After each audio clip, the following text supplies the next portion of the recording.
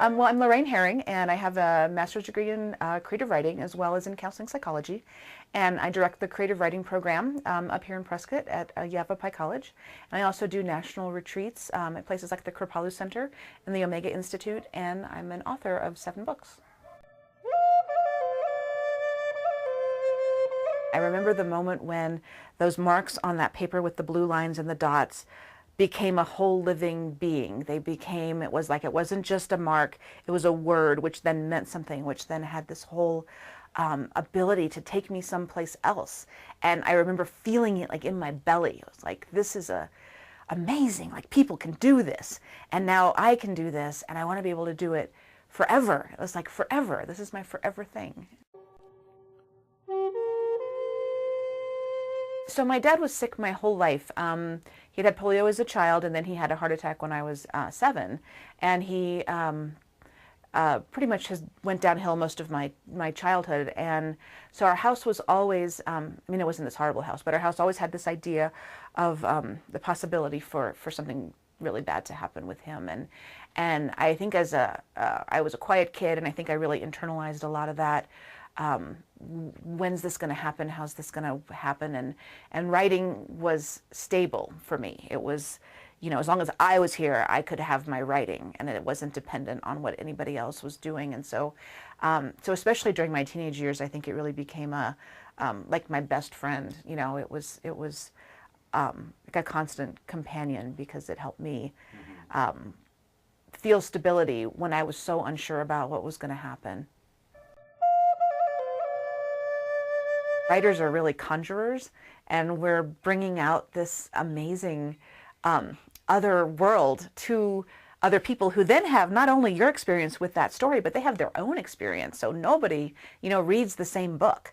And if that's not magic, I don't know, you know, kind of what is. And so all of my novels have some element of magical realism in them. I think it's just a much more balanced way to see the world than, you know, I think there's more than we can understand and more than we can see. So why not put it in a, you know, in a story as well? And then of course, the heart of story is transformation. And so I think that, you know, people are always, you know, just as we live our lives, learning how to let go. We're always like learning how to move into the next phase, the next thing. And whether it doesn't have to be a death, but we're always in motion. So we're always in this transformative place.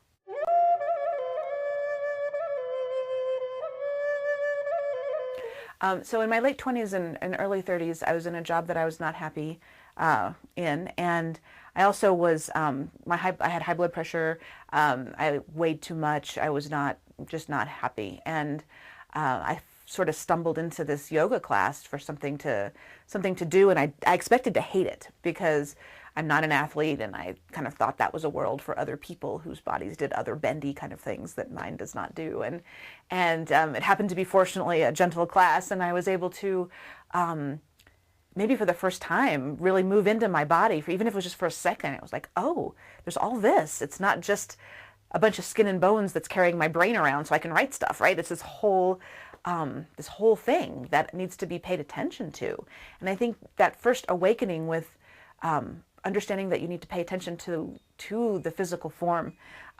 Writing is a physical act, you know, whether you're typing or writing, it is an action. And kind of from there, I felt my work really open up, which was not expected. And it has helped me so much move from a head-based writer to a heart and a belly-based writer, like bringing it up from wherever that source is. It's not coming out of all this crazy brain, it's coming up from something deeper than me, and yoga has been very helpful with that.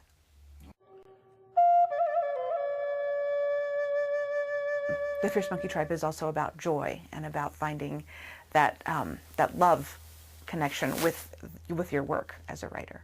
So there was a little stuffed monkey that came into our lives at the boardwalk over in California, maybe 7 or 8 years ago now. And for whatever reason, I began to play puppets with this monkey. And I soon started to take this monkey to my retreats when I would go like to Kripalu, and people would just want to hold and hug this monkey. I mean, he's really, really cute monkey. And they would want to hold this monkey. And also when their work would reach some powerful place and maybe they would feel some emotion, holding the monkey would actually kind of help them. You know, I mean, these are grown-ups, lawyers, doctors, teachers, grown-up people who don't play with monkeys, and having really watching that over many years in workshops, I thought, wow, this sense of play and this sense of lightness is really important, an important element as well to the writing process. And so when I was looking for a way to be able to reach people outside of an academic setting, I wanted to build my own business and my own way to do that. It was natural to think about monkeys and like, how can I bring in some of these elements that are, and then there's that monkey on a typewriter. Monkeys are pretty ferocious and fierce, and they're, they can do a lot of damage. They do a lot of good, a lot of pretty awesome stuff. And so I wanted to find a way to bring their energy into my work with writers. Maybe a monkey, and certainly some movement and some breathing exercises.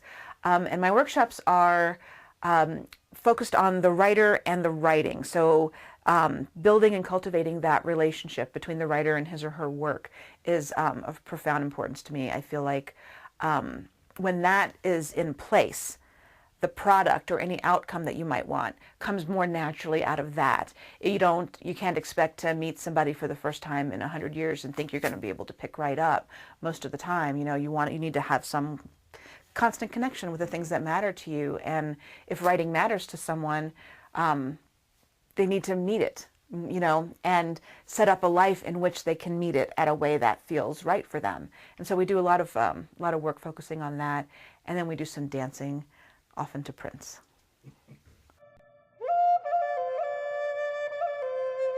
Writing matters. Your work matters. If writing is something that is in you to do and in you to practice, it's something that's going to help you be a better person, regardless of whether you get a published work or on the New York Times bestseller list. The talents that we have are tools to help us live more deeply and live more fully.